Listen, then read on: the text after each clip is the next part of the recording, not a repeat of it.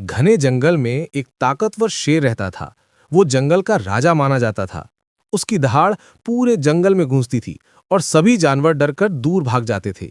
शेर अपनी ताकत पर इतना गर्व करता था कि वो किसी की बात सुनना पसंद नहीं करता था।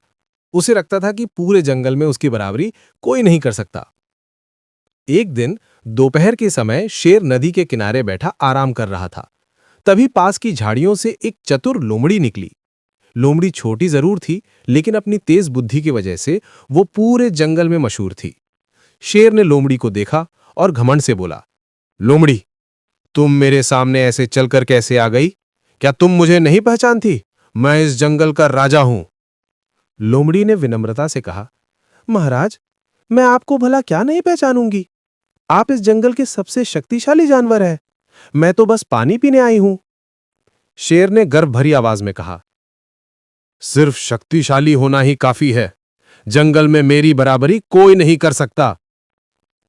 लोमड़ी ने मुस्कुराते हुए कहा, महाराज, ताकत बड़ी होती है, लेकिन बुद्धि उससे भी बड़ी हो सकती है। कभी कभी शांत दिमाग सबसे मुश्किल समस्या भी हल कर देता है। शेर को लोमड़ी की बात बुरी लग गई। क्या तुम कहना चाहती हो कि मैं बुद्धि में कमजोर हूं? लोमड़ी ने जवाब दिया, मैं सिर्फ इतना कह रही हूं कि हर जीव में कोई ना कोई खासियत होती है। ताकत आपकी है और बुद्धि मेरी।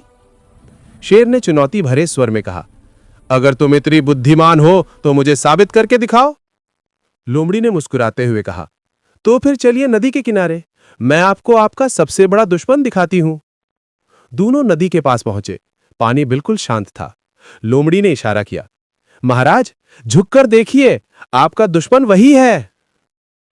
शेर ने झुककर पानी में देखा और उसे अपने जैसा ही एक और शेर दिखाई दिया, लेकिन वो ये नहीं समझ पाया कि ये उसकी अपनी परछाई है। वो जोर से दहाड़ा और दूसरा शेर भी दहाड़ता दिखाई दिया।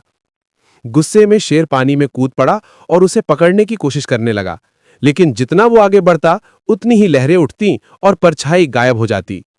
काफी प्रयास के बाद शेर थककर किनारे पर आया। लोमड़ी ने शांत स्वर में कहा, महाराज, जिसे आप दुश्मन समझ रहे थे वो आप ही थे। कभी कभी घमंड इंसान को खुद से लड़वा देता है। शेर को अपनी गलती का एहसास हुआ। उसने लोमड़ी की बुद्धि की प्रशंसा की और घमंड छोड़कर नम्र होना सीख लिया। उस दिन के बाद जंगल में शांति और समझदारी दोनों बढ़ गईं। दोस्तों, अगर मजा आया तो चैनल को सब्सक्राइब करना मत भूलना।